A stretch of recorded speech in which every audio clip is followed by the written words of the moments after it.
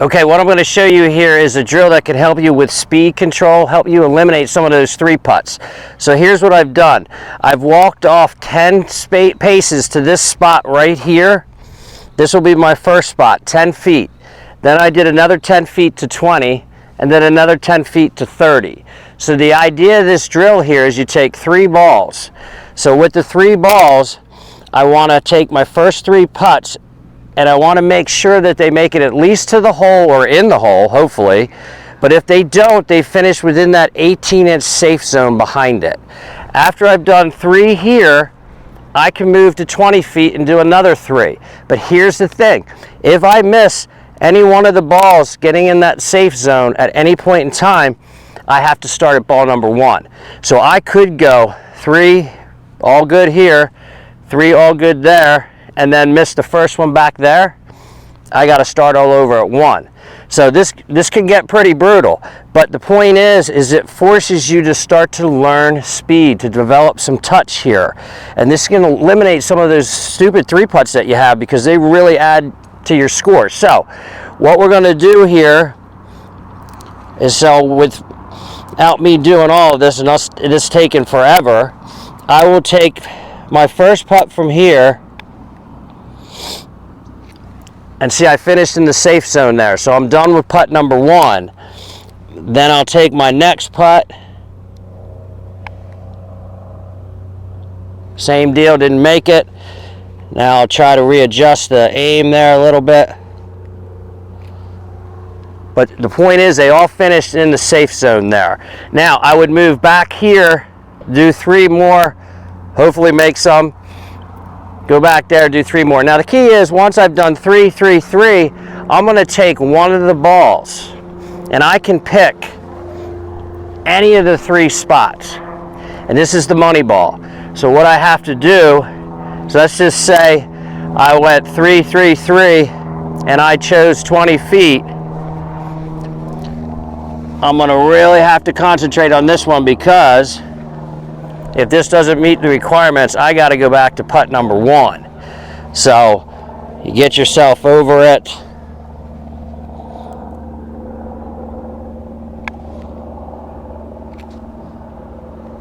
Boom, made it. So now I'm done. I'm done the drill. So it can get long, but I promise you, if you can do this, your 3 putts are going to start to go down, because like I said, 3 putts are really round killers, score killers. It may take you some time, but believe me, it'll pay off. Okay, when you're out practicing your distance control, it's also good to take putts that are a little bit longer. See, back here, I'm probably 40, 50 feet. It's a little bit crazy how it bends and stuff, but when you practice these sort of putts, you start developing touch, because you're going to get these out on the golf course, unfortunately. So for here, I'm just trying to look at a 3-foot zone up there. Yeah, I would love to make it, but if it doesn't go in, I'd like it to finish within a 3-foot zone. So I'm going to come in here, and I'm going to try to keep my tempo here. I've picked out a line.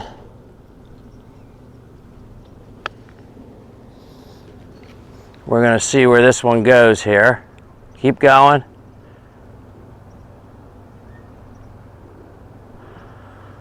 Okay, so right there you saw how it ended within that 3-foot circle. This is what we want to do. We want to continue to do this putt after putt. Let's see if I can do that again here.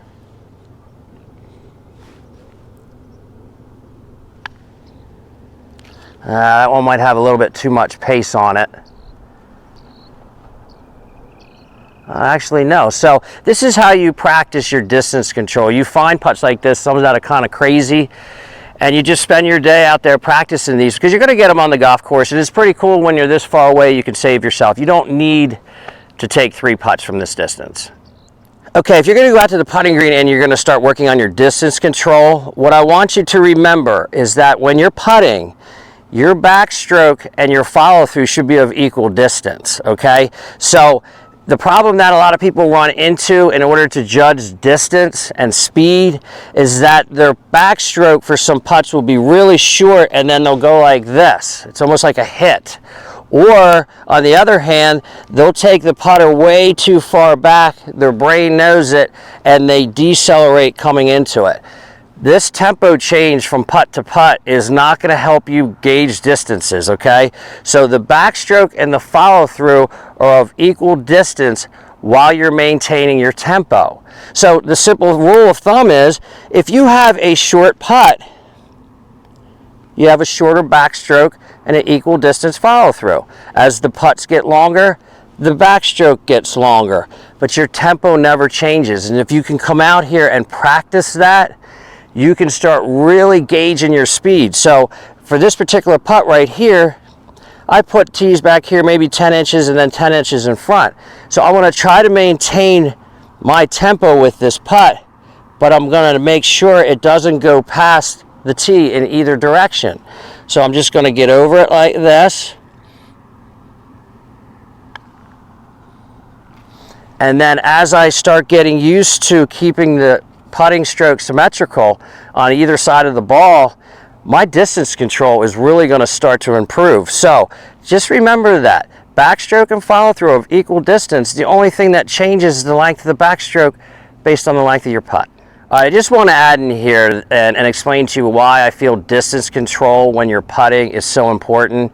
When you're over a putt and you can see that it's going to, for instance, go from left to right, you need to know the pace that you like to hit your putts on, because if you hit your putts firm, you like to play them aggressively, you certainly don't need to play as much break, okay? So, but if you're one who likes to dive the putt into the hole, you're going to need to allow for a little bit more break. So knowing the pace that you like to hit your putts on through practice actually helps you read your greens. You know, there's a lot of times I'll have people say to me, how much break should I play on this putt? And if I don't know the pace that they like to hit their putts, I mean, I can tell them it's going to go left to right, but are you going to hit it really firm? Because if you are, it's not going to take the break.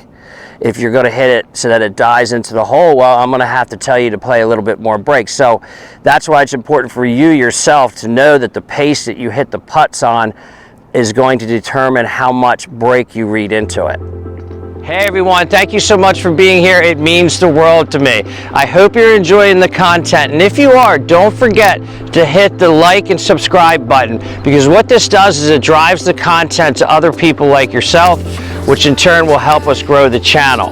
Also, hit the notification bell so that you can be notified every time I drop new content. Have a great day, and we'll see you in the next one.